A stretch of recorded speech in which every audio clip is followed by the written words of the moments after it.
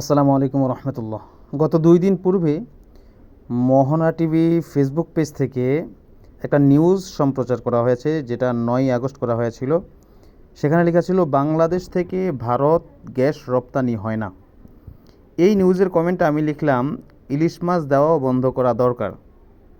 এটা আমার ইন্ডিয়ান কিছু ফ্রেন্ড আছে, ফলোয়ার আছেন, তারা দেখেন এই কমেন্টের রিপ্লের মধ্যে মানে কী পরিমাণ আপনার কথা বলেছে। প্রথমত আপনাদেরকে রিয়েক্টের মধ্যে নিয়ে দেখাই। রিয়েক্টের মধ্যে 44 জনই আপনার হাসি রিয়েক্ট দিয়েছে, হাহা রিয়েক্ট দিয়েছে, ঠিক আছে। 5 জন লাইক দিয়েছে আর একজন হার্ট, একজন লাভ। যারা হাহা রিয়েক্ট দিয়েছেন তাদের আইডির নামগুলো একটু দেখুন। নাম দেখেই বুঝতে পারছেন যে অধিকাংশই হচ্ছে ইন্ডিয়ান ফ্রেন্ড। দেখুন তারা যে কমেন্ট করছে তাদের কমেন্টগুলো একটু পড়ে দেখেন। প্রথম কমেন্ট যিনি লিখেছেন, তোদের কত ইলিশ লাগবে ইন্ডিয়া থেকে নিয়ে যাস, এমন কি তোদের মাদ্রাসা ছাপ বলে, বুঝলাম না।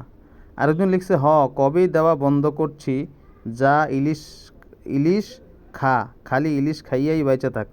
আমরা তো শুধু ইলিশ খাই না, ইলিশের সাথে আর অনেক কিছুই খাই। তারপরে আরেকজন লিখেছেন, বাংলাদেশের থেকে 100 গুণ বেশি ইলিশ মাছ ভারত ধরে থাকে, সেটা আমার জানা নাই।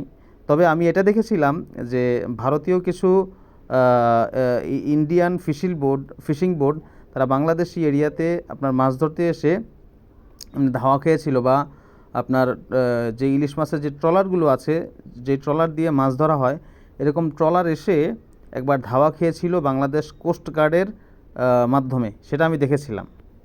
তাহলে বোঝাই যায় যে আসলে কারা বেশি ইলিশ মাছ পায় বা কাদের সীমানাতে এসে কারা মাছ ধরে। যাই হোক, তারপরে আরেকজন লিখেছেন 50টা বেশি আমদানি করিস, তারপর একটা গালি দিয়ে লিখেছেন ভারত থেকে। তারপর আরেকজন লিখেছেন, হেইডাই তো করছেন, এখন পেট ভরে ইলিশ খান।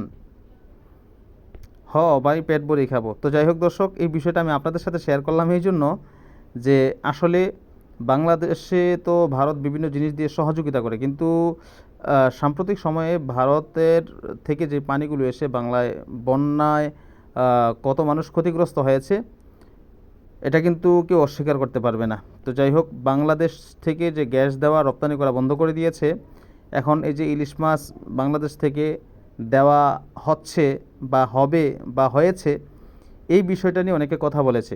সেই কারণে আমি এই বিষয়টা বললাম যে মাছ দেওয়াও বন্ধ করা দরকার।